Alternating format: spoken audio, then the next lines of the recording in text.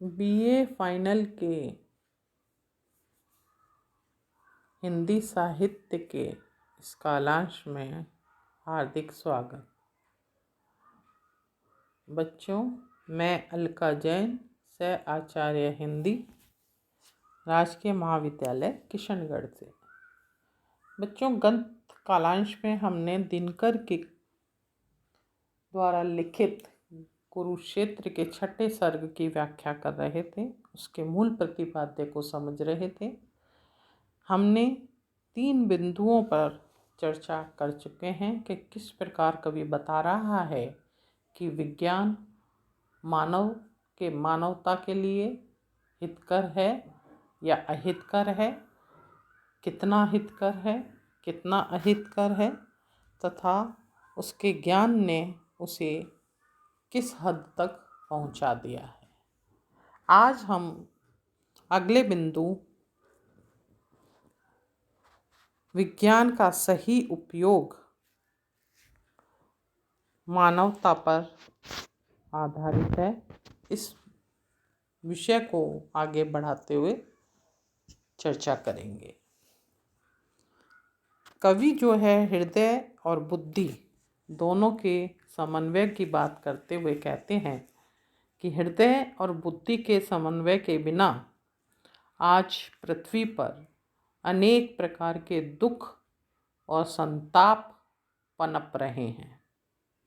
इस स्थिति में मनुष्य अपनी मानवता को छोड़ता जा रहा है। हृदय के विकास के अभाव में मनुष्य भ्रमित होकर वासना के अथाह गर्त में गिर गया है। ऐसी स्थिति में उसके वचन और कर्मों का समन्वय बिगड़ गया है। उसके वचन देवताओं की तरह अच्छे और पवित्र तो हैं, किंतु उसके कर्म पशुओं से भी गए बीते हो गए हैं। कवि की धारणा है कि ऐसे मनुष्य के हाथ में विज्ञान विनाश का कारण ही हो सकता है, निर्माण का नहीं। कवि के अनुसार विज्ञान का महत्व उसके उपयोग में निहित है और उसका सही उपयोग मानव के विकास पर आधारित है। ऐसी स्थिति में सर्वप्रथम आवश्यकता इस बात की है कि मनुष्य में मानवता जागृत की जाए। जब मानवता विकसित हो जाएगी, तब इस धरती पर सुख और शांति का प्रचार और प्रसार संभव हो पाएगा। कवि के इस पद्यांशों पर ध्यान दें बच्चों। युद्ध की ज्वर भीति से मुक्त, युद्ध की ज्वर भीति से हो मुक्त, जबकि होगी सत्य ही वसुधा से युक्त, जबकि होगी सत्य ही वसुधा से मुक्त। श्रेय होगा सुष्ठु विकसित मनुज का वह काल, जब नहीं होगी धरा नर के रुधिर से लाल, जब नहीं होगी धरा नर के रुधिर से लाल। श्रेय होगा धर्म का आलोक निर्बंध, श्रेय होगा धर्म का आलोक निर्बंध, मनुज जोड़ेगा मनुज से जब उचित संबंध, मनुज जोड़ेगा मनुज से जब उचित संबंध। इस तरह जो है कवि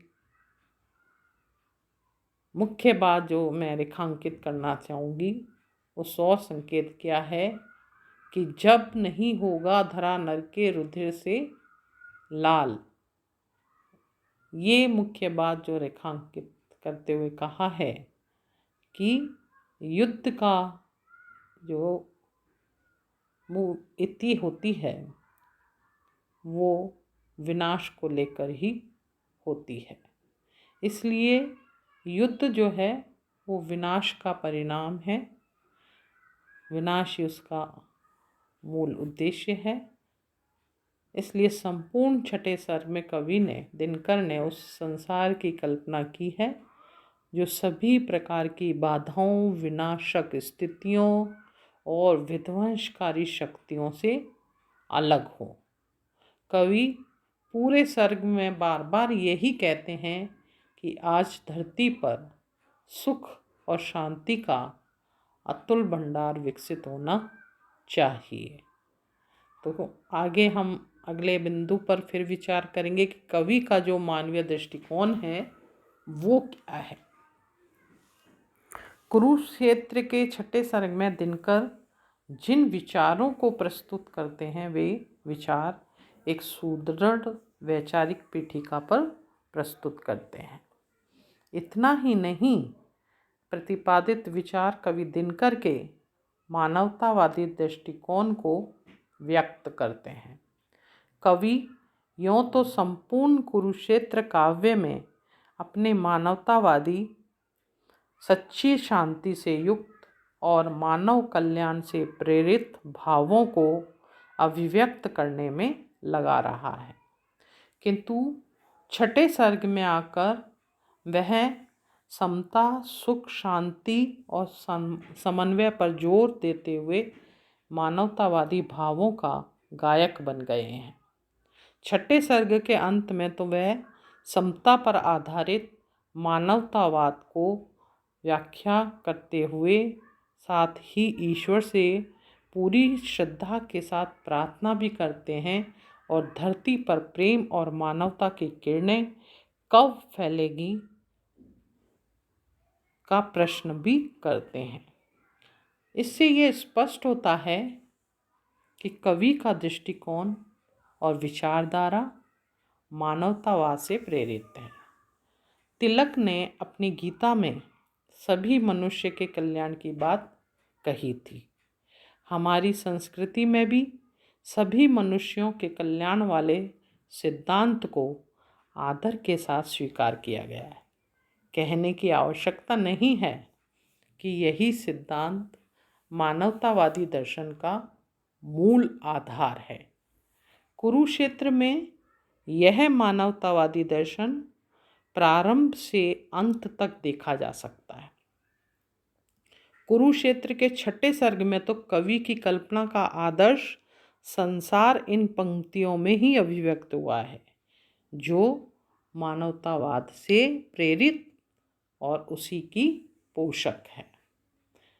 देखिए उनके इस पद्यांश में, समर शोषण हास की वृदावली से हीन, समर शोषण हास की विरुदावली से हीन, पृष्ठ जिसका एक भी होगा न दग्ध मलिन।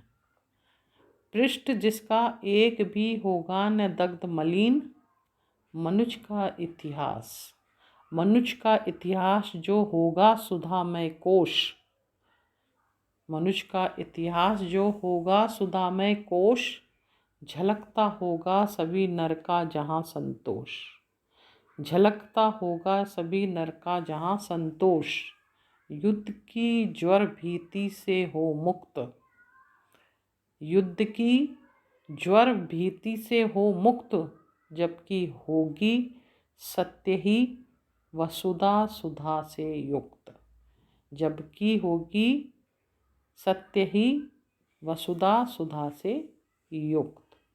तो कवि की इतनी प्रेरणाजनक जो है पंक्तियाँ उनके पूरे काव्य में छाई हुई है। उनकी वैचारिकता इसी छठे सर्ग की पीठिका पर दृष्टिगत होती है। यदि हम स्पष्ट रूप से कहें तो छठा सर्ग ही पूरे कुरुक्षेत्र का क्षेपक है। प्रबंधात्मकता की दृष्टि से कुरुक्षेत्र में छठे सर्ग का वही स्थान है जो साकेत में नौवें सर्ग का है, किंतु उन दोनों में एक तात्विक भिन्नता है। वह कि साकेत में केवल उर्मिला के हृदय की गीतात्मक अभिव्यक्ति है, जबकि कुरुक्षेत्र के सर्ग में किसी पात्र की नहीं, स्वयं कवि की अभिव्यक्ति है। उसमें कवि के भाव तूफान मेल की भांति तेजी से सरपट दौड़े हैं। इस सर्ग में कवि ने विज्ञान के खंडन में कुछ सामान्य तर्क उपस्थित किए हैं। सच पूछिए तो विचार दर्शन की दृष्टि से इस सर्ग में कवि ने विज्ञान तथा बुद्धि के खंडन और विश्वास तथा श्रद्धा के मंडन में कोई नई बात नहीं कही है, लेकिन प्रसाद को छोड़कर काव्यमय विचार अन्य कोई कवि इतने विशद रूप में नहीं कर सका है। यह विचार काव्यात्मक धरातल पर न होते तो संभवतः इतने स्मरणीय भी नहीं होते। प्रसाद की तुलना में दिनकर ने एक नई बात कही है, वह है समता के आलोक में सामाजिक संबंधों का नूतन न्याय। देखिए उनकी इन पंक्तियों में, जब तक मनुज का यह सुख भाग नहीं होगा सम, जब तक मनुज का यह सुख भाग नहीं होगा सम, शमित न होगा कोलाहल, शमित न होगा कोलाहल, संघर्ष नहीं कम होगा। निश्चय ही कुरुक्षेत्र हिंदी साहित्य में एक ऐसा पहला प्रबंध काव्य है जिसमें समता के फल पर मानवीय मूल्यों और उसके सामाजिक संबंधों का विशद विवेचन हुआ है। यह सर्ग विचार प्रधान है और विचारों के अनुकूल ही शब्द योजना और भाषा शैली इस सर्ग की प्रमुखतः विशेषताएं हैं। कवि ने अपने प्रतिपाद्य का प्रतिपादन बहुत ही सफल ढंग से किया है। एक ही बात को बार बार दोहराने में कवि के हृदय की आकुलता और व्याकुलता बरबस फूटी जान पड़ती है। भाव पक्ष की दृष्टि से यह सर्ग बहुत ही प्रभावोत्पादक और समृद्ध कहा जा सकता है। तो इस प्रकार बच्चों, कुरुक्षेत्र नाम पढ़ते ही हमारा ध्यान उसके ऐतिहासिक कथात्मक रूप पर जाता है, लेकिन कवि उस संदर्भ को साथ में रखकर हमारी आज की समस्या, युद्ध की समस्या को प्रासंगिक तौर पर जो है अभिव्यक्त करता है। धन्यवाद बच्चों। आगे हम मिलेंगे अन्य किसी विषय के साथ। धन्यवाद।